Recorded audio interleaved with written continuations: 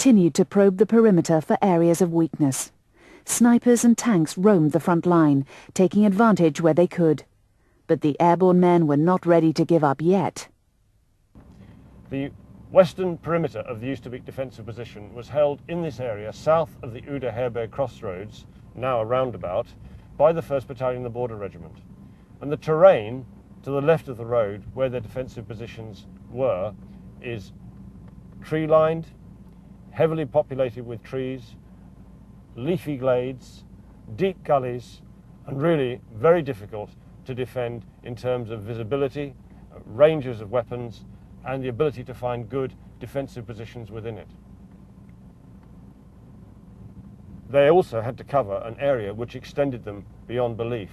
There was no real line of sight communication between them, and any chance of any level of mutual support that they might obtain was really out of the question. These leafy glades form part of the parkland which surrounds the Hartenstein Hotel, the headquarters of 1st Airborne Division, and form part of the park that lies within the boundaries of what became the Oosterbeek perimeter. To my right, and about 700 yards away, is D Company of the 1st Battalion, the Border Regiment, and further round to my right, and about 250 yards away, is C Company of the 1st Battalion, the Border Regiment, and they lie on a line of a road which runs down the left-hand side of the Oosterbeek perimeter and at 90 degrees to the position I'm standing now. Over my shoulder and through the trees, it's just possible to discern the houses in which were housed the battalion headquarters and the regimental aid post of the 1st Battalion, the Border Regiment. And it was from here that the battalion's efforts down the whole of that left-hand side of the perimeter were coordinated. In these woods, men fought from about the 19th of September 1944, the Tuesday, right the way through to the time when those who were evacuated managed to get out on the 25th. No food, no water really, other than that which they brought with them or were able to collect. Limited ammunition, only 7% of what was dropped ever arrived here, and yet within these woods and amongst these trees, a tremendous battle took place in which the Border Regiment lost more killed than any other infantry battalion in the Battle of Arnhem, some 121 of their number. And one of the most evocative memories of the 1st Battalion, the Border Regiment, and the fight they put up is the mortar crew, commanded by Corporal Jim McDowell, with Private Ginger Tierney as one of his helpers, whose face is writ large in the photographs of the battle that are shown in most of the books and in most of the movie newsreels. And the trench from which they fired it, the mortar pit as it's known, from which they fired their mortar, still remains to this day as a depression in the ground. And it was from here for the whole of the 4 days that they provided fire support with what limited ammunition they had to C Company and D Company, only 250 and 700 yards away.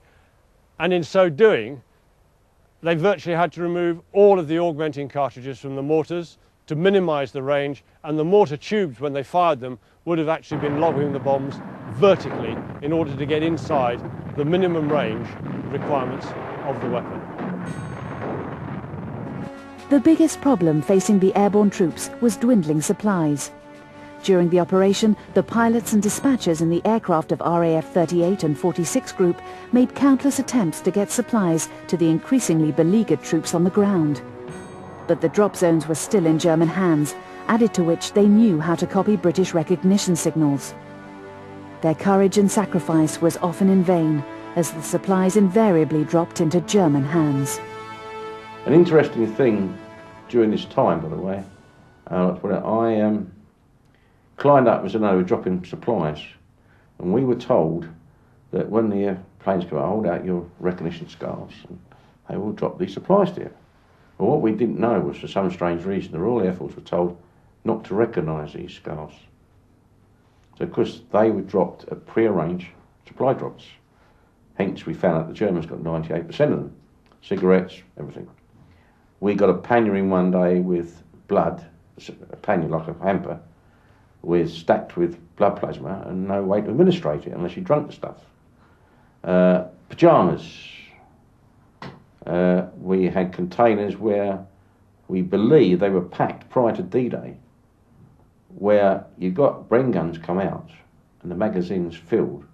He fired the first round and it's just a stoppage. Pulled the magazine and the rounds just dropped out. Instead of putting 28 in, they packed in 30. They've been packed for months. So there was all these problems arising when you could get them. I did go to cut a container down. I climbed this little, well, small oak tree. I was cutting through the web in this container when I got fired upon. I dropped the knife, my fighting knife, end of story.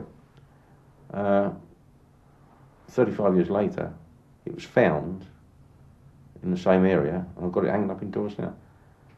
We were very concerned. It was heartbreaking and very emotional to see an aircraft dropping stuff and going on after the drop into the ground where it had been shot down and burst into flames. Very emotional. For 3 days, the airborne men around Oosterbeek held out, despite being continuously bombarded by German artillery. But early on the morning of Monday the 25th, Urquhart received the worst kind of news. 30 Corps had abandoned any hope of reaching the 1st Airborne Division, and that he was to withdraw his men across the river. Behind me is the River Rhine. On the far bank you can see the dike with traffic running along it. It's a beautiful summer's day. Farmers are harvesting crops to the smell and the sound of a late August afternoon. It's very peaceful. On the night of the 25th, 26th September 1944, it was quite different. Pitch dark, pouring with rain, the most abject weather conditions, as the soldiers of the 1st Airborne Division made their way down through the houses and the pathways in the town of Oosterbeek and the surrounding parkland, which lies to the north of where I am now, down paths and tracks like this to make their way to the near bank of the River Rhine on the flat fields behind me, where during the course of the night something like just over 2,000 men waited patiently, tired, cold, soaked through, exhausted, not having eaten in many cases for 4 or 5 days, as boats manned by soldiers of the Royal Engineers and the Royal Canadian Engineers made their way to and fro across the river, picking them up and taking them away to safety and to the reception areas which were set up in the town of Nijmegen, which is about 17 kilometers to the south of here. Some lay down and slept and were still sleeping there the next morning. Others were woken and put into boats. Still more decided they weren't prepared to wait for the boats, and they tried to swim. Some were successful, some did not.